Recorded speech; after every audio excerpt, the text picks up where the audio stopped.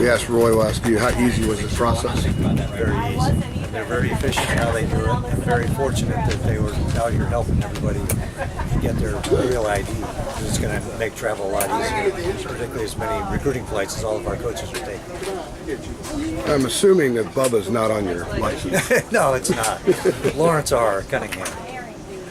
Can you give us an update on the indoor facility and that kind of complex and what you would expect it to be finished? Well, it's coming along. They're staged in a whole bunch of different ways. Field hockey will be done first in August. The indoor will be done sometime in early September. Soccer probably isn't going to be done until October, November, and then we'll occupy the team building sometime after the first of the year. So football won't be ready until early September, so they won't have that until after preseason camp. Yeah, we're going to do preseason camp in the stadium. Now, with the first home game being the third game, are there plans to do what you guys did last year with the field, to bring in a new field, maybe at least before the opener, or how are you going to handle that? Yeah, we'll have to resod it. We're going to run, all of our fall camp in the stadium. We'll have to resod it prior to the opening game. We just don't know exactly what day we'll do that yet. How closely were you involved in all of that planning and the idea behind the facility and all aspects? Very closely. We started on the project 2.5 years ago.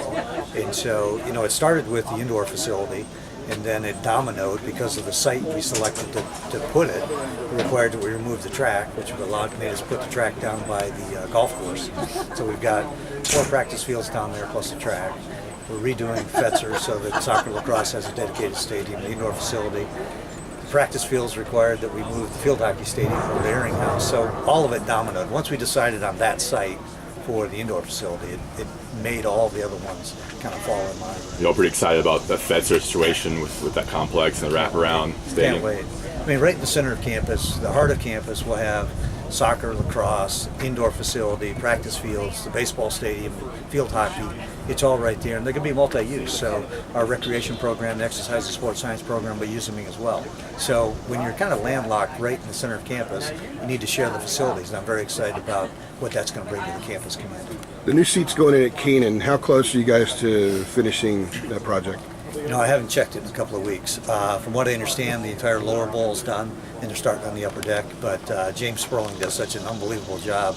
I have no question that will be done on time and done very well. And they're going to do everything except the area where the students are and the band? Right. Just the student section remains bleachers. Are there going to be any changes to that at all, or it's going to be as it has? We actually reconstructed the band director's platform. That's probably the only change we've had in the student section this year. Any other changes at Keenan? Not that I'm thinking of right now. Any feedback you got already from what people have seen from that? Very positive. It looks terrific. I don't know if you guys have been over there or not, but having the Carolina blue in there instead of the bright, shiny aluminum bleachers, just the everyday feel just looks tremendous. So with a smaller capacity, obviously we're hoping to sell more tickets, but we want to have the place full. Well, with the ticket distribution, it's different now because the way the seating, I guess, has changed. How is that? You guys have any problems with that, or is it going smoothly? We've gone through the seat selection process this summer, so you may have been sitting on the 45-yard line, you might be on the 42 or 40. So as we reduce the number of seats, we spread obviously the fans out.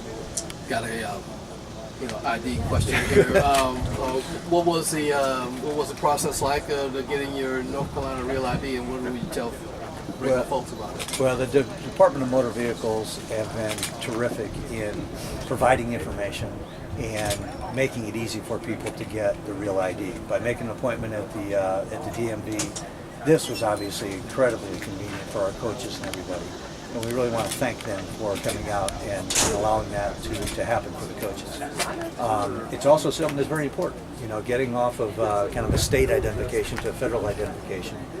It's important for the safety and security of the country and for people that are traveling. So I encourage a lot of people to get out there early, because there are 11 million people in the state that are going to need to get new identification.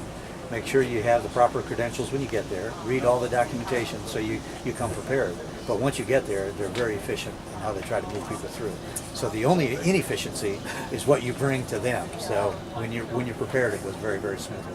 And you all, athletic-wise, finished 13th in the Directors' Cup. Good year. good year, but when we get our new real ID, we'll probably be top 10.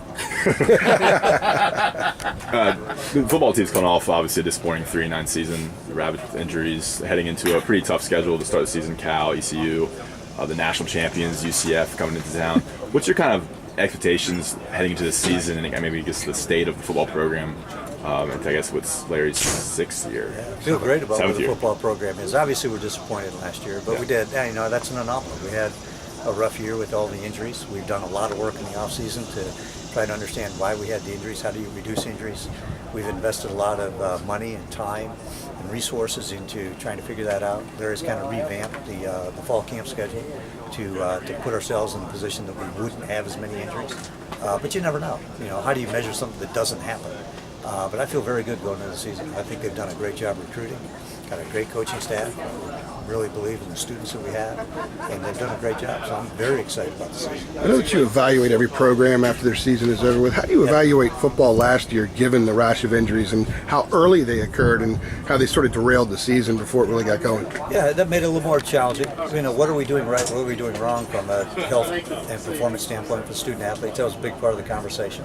But you know, I'm also excited about the first year that Larry's ever been here, where he's not recruiting under some false pretenses or people being negatively recruiting against us. So I'm very excited about that. I think that the coaches have done a great job being very positive about the program. So we're really looking forward to this year. Can you go a little bit more into like the research y'all did to kind of figure out what was going on with the injuries? I think it's super interesting because I know Larry kind of explored tons of different things to try to get some answers. Yeah, we looked at everything. We looked at whether it happened in practice, whether it happened in the game, whether it happened on grass, on turf, how fatigued somebody was, what their lifting habits were, what their eating habits were, sleep habits. We've looked at all that stuff. What are their GPS readings from how hard they're exerting themselves in practice and games, and all of those factor into fatigue and whether or not you've been previously injured to determine how likely is it you're going to be injured in the future. So we're taking all that data, working with our exercise and sports science, as well as the trainers and strength coaches, to figure out how do we try to put the kids in the best position to be successful. With the medical personnel that you have on this campus, do you lean on them for some information there outside of the kind of football side? Absolutely, absolutely. Those are the ones that are kind of compiling the data, that are doing the research. I mean, they're publishing the research. They're also helping us day to day try to figure out how do we prevent injuries and how do we put the kids in the best position. They've been very helpful. All right, thanks all. Thank you.